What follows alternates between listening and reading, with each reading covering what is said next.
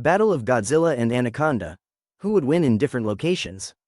Hey there, folks. Ever wondered what would happen if the legendary Godzilla faced off against a gigantic anaconda? It's one of those wild matchups that gets the imagination running. Today, we're diving deep into this epic hypothetical battle to see who would come out on top in different locations. Godzilla. So, let's start with the big guy himself, Godzilla. If you've watched any monster movies, you've probably seen this towering titan wrecking cities and taking names. Godzilla made his first appearance back in 1954 in Japanese cinema. Born out of nuclear radiation fears post-World War II, he quickly became a cultural icon. Over the decades, Godzilla has been portrayed both as a destructive force of nature and a protector of humanity, depending on the storyline. Standing at a colossal height that varies between 50 to 120 meters, depending on the movie, Godzilla is no joke. He weighs around 90,000 tons, yeah, that's a lot of zeros. His sheer size gives him incredible strength, allowing him to topple buildings and toss around other giant monsters like they're toys. But that's not all. Godzilla's got some nifty tricks up his scaly sleeve.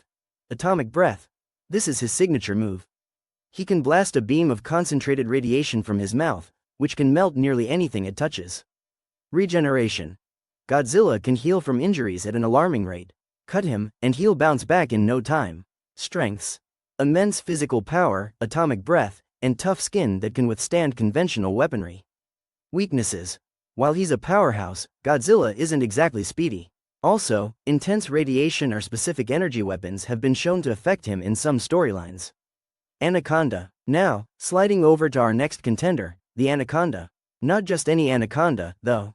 For this matchup, let's imagine a supersized anaconda that's large enough to take on Godzilla. Think anaconda on steroids. Anacondas are the heaviest snakes in the world and are known for their incredible strength and stealth. Native to South America, these reptiles lurk in swamps and rivers, waiting to ambush their prey. Regular anacondas can grow up to 30 feet long and weigh over 500 pounds. But for our battle, let's scale that up significantly. Constricting power. Anacondas are masters of the squeeze. They coil around their prey, applying pressure until there's no fight left. Hunting techniques. They are ambush predators, relying on camouflage and patience. They can strike with lightning-fast speed when the moment is right.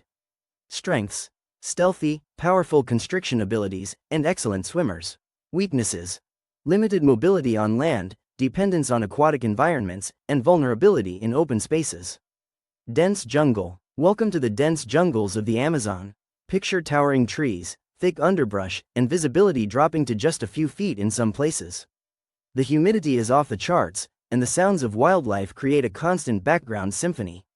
This is the anaconda's playground. With countless hiding spots and the ability to move silently through the undergrowth and waterways, the anaconda could easily set up an ambush. The dense foliage would conceal its massive body, and the murky waters offer the perfect cover. Godzilla, on the other hand, might feel like he's trying to squeeze into a toddler's playhouse. His massive size would make navigating the jungle a nightmare. Trees would snap under his feet, but the uneven terrain could trip him up. Plus, visibility is limited, so spotting a sneaky serpent could be tough.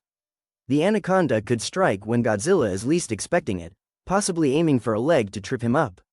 However, getting a grip on such a massive creature could be challenging. In the jungle, the anaconda has the element of surprise. But can it inflict significant damage on Godzilla? Probably not. Even if it managed to wrap around a limb, Godzilla's strength and durability would likely overpower the snake. Winner. Godzilla, but not without a bit of a wild goose chase through the jungle. Open ocean. Next up, the vast and deep open ocean. As far as the eye can see, there's nothing but water. Depths plunge into darkness, and the aquatic environment offers its own set of challenges. Did you know that Godzilla is an adept swimmer? In many portrayals, he's seen traveling underwater across great distances. The ocean is like a second home to him. He can move freely, and his mass isn't as cumbersome in the buoyant environment. While anacondas are excellent swimmers, they're not built for deep ocean life. They prefer shallow waters where they can surface for air easily. The open ocean is way out of their comfort zone. Godzilla can use his full range of motion here. He could dive deep, approach from below, or unleash his atomic breath underwater, a spectacle on its own. The anaconda would struggle to keep up and might tire quickly. In the ocean, it's a straightforward match. Winner. Godzilla, hands down. the anaconda wouldn't be able to survive long enough to pose a threat. Urban cityscape. Now, let's move to the concrete jungle, a bustling metropolitan city with skyscrapers, busy streets, and neon lights. Imagine New York City at night, alive and vibrant. Godzilla has a bit of a reputation for flattening cities. Buildings are more like minor obstacles for him. He can easily navigate the streets, and structures provide no real hindrance. For the anaconda, the city is a confusing maze. While it could hide in subway systems or large buildings, moving around without being detected would be tough. Godzilla might use buildings as weapons, smashing them or using debris against the anaconda. The anaconda could attempt to use sewers or underground tunnels to launch a surprise attack. While the anaconda might get creative, Godzilla's destructive capabilities in a city are unmatched. Winner. Godzilla. The anaconda wouldn't be able to gain the upper hand in this environment. Desert terrain. Lastly, the arid desert. Picture endless dunes, scorching sun during the day, and freezing temperatures at night. Water is scarce, and shelter is minimal. Godzilla has been shown to withstand extreme conditions. The lack of water isn't an immediate issue, and the open space allows him full mobility. Anacondas need moist environments to survive. The dry heat of the desert would dehydrate the snake rapidly. The sand also hampers movement for a creature that relies on water or solid ground to maneuver efficiently.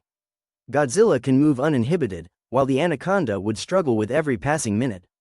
The heat would sap its strength, and there are no hiding spots to set up an ambush. The anaconda would face serious survival challenges even before the battle begins. Winner. Godzilla. The environment alone defeats the anaconda. Comparative analysis. So, let's recap. Dense jungle. Godzilla wins, but the anaconda puts up a decent effort thanks to the environment. Open ocean. Godzilla dominates without breaking a sweat or a scale. Urban cityscape.